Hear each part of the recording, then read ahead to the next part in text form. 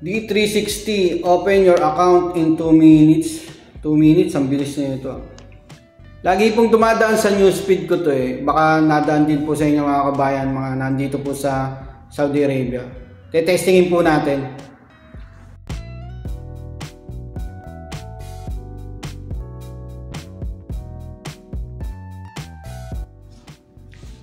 Yo, what's up mga kabayan? Welcome back sa aking channel, OFW Nonoy. Yan, bali sunod ko pong i-share na video kung paano mag-register sa D360 apps and bagong online transfer apps to dito sa Saudi Arabia mga kabayan. Last year po ata ito na-release, hindi ko sure.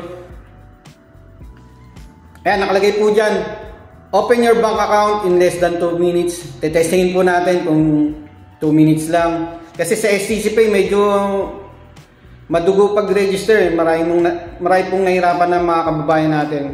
So, tetestingin po natin to.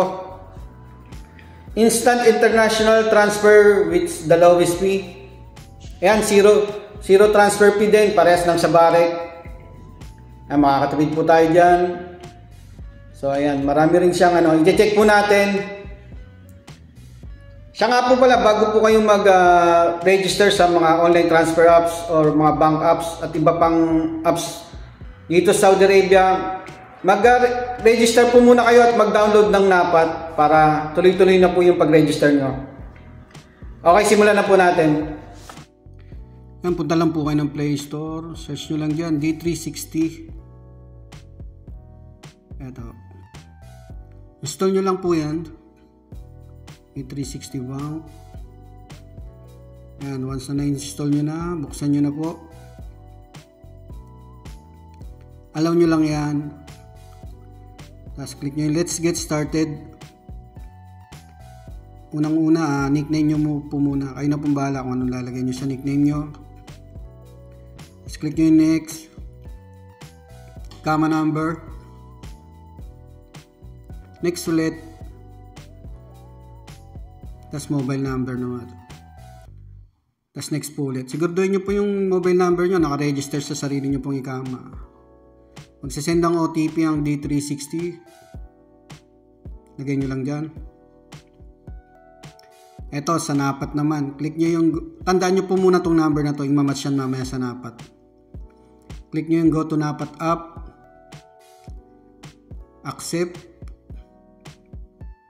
Tapos proceed. Ayan, yung number kanina, 59. Depende po sa lalabas sa cellphone nyo. Tapos yung pin code nyo na ginawa sa NAPAT. Sunod yan, magsa-selfie na po kayo. Itapat nyo lang po yung frame na yan sa mukha nyo. Tapos adjust nyo lang. Tapos yan, pag okay na, lalabas dyan, successful. Balik na po kayo sa D360. Maglo-loading po yan. Sunod na, email.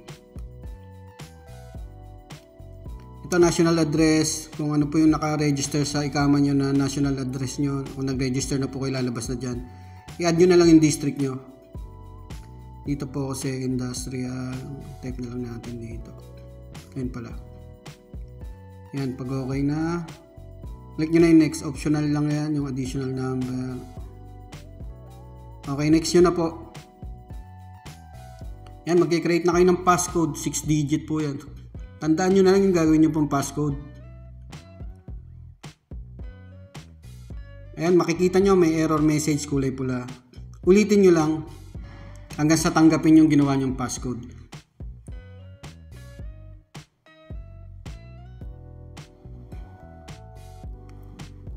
Ayan, i-confirm nyo lang ulit. Ayan, kasunod naman po niyan, AppShare verification. Dapat may AppShare app na po kayo na download din. Click nyo yung go to AppShare app. Login lang po kayo dyan. Lagay nyo lang yung details nyo sa AppShare. Close muna natin to. Tapos yung OTP galing AppShare.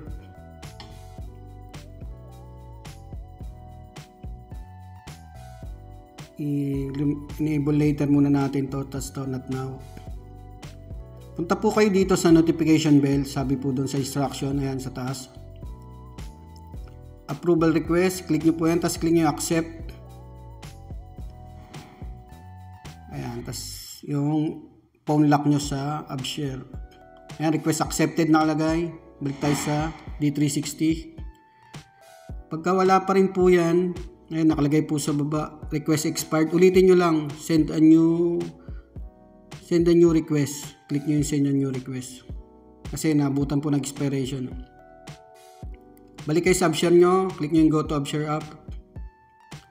Notification bell again. Tapos AppShare, ayan, AppShare services. Accept nyo lang ulit.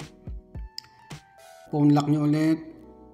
Ayan, request accepted na ulit siya. Tingnan natin kung nag-loading na. Balik tayo sa D360. So ayan, okay na. Nasa next page na po tayo. Legal disclosure. As is nyo lang po yan. Huwag nyo na pong baguhin. Click nyo na yung next. Primary income, syempre salary. Income range, kayo na pong bahala kung saan yung range ng salary nyo. Tapos dito, employment status. Hanapin nyo na lang po dyan kung ano pong sector kayo. Private sector or household labor, nakalagay po dyan. Tapos lagay nyo na employer name nyo po dyan. Type nyo lang manually. Tapos click nyo tong add employer. Occupation, ayan, private sector employee na lang lagay natin. Tapos yung spending range nyo, kung magkano po yung padadala nyo or magagastos nyo dito sa D360 Bank. May range naman dyan, pili na lang po kayo. Tapos reason, ito na lang, secondary bank account na lang piliin ko. Nasa inyo po kabayan, pero may primary bank na po tayo, pwede na po yan. Tapos ito, i-review nyo lang yung terms and condition, kung tama lahat ng details nyo. Pag okay na, click nyo na yung accept.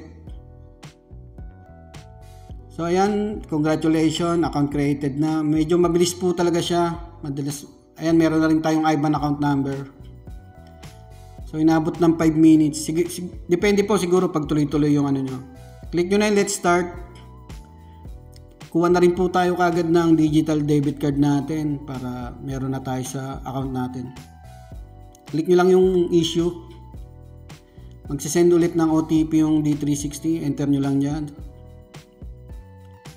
Ayan, meron na tayong digital card. Nasa dashboard ng account po natin yan. Click nyo na yung done. Done ulit. Ayan na yung dashboard ng account natin mga kabayan. Ayan yung main account natin. Wala pang laman. Sa susunod na video natin yan, mag-add tayo ng money. Ito sa profile.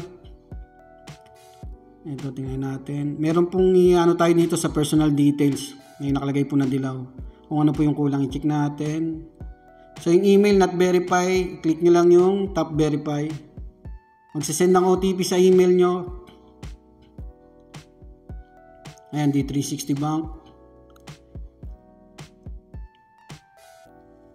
Copy nyo lang yan. Enter nyo lang doon yan sa D360. Balik kayo. Ayan, ano na siya, verified na. Yung number natin, saka yung email. Okay na po yan. Balik na tayo sa dashboard natin. Ayan mga kabayan, okay na po yung account natin, yung dashboard. Ayan yung digital card natin. Susunod, abangan nyo po yung susunod na video mga kabayan. Magta-transfer po tayo. Mag-add ng beneficiary, mag-add ng money, at magre-request ng physical card ng D360. Maraming po salamat.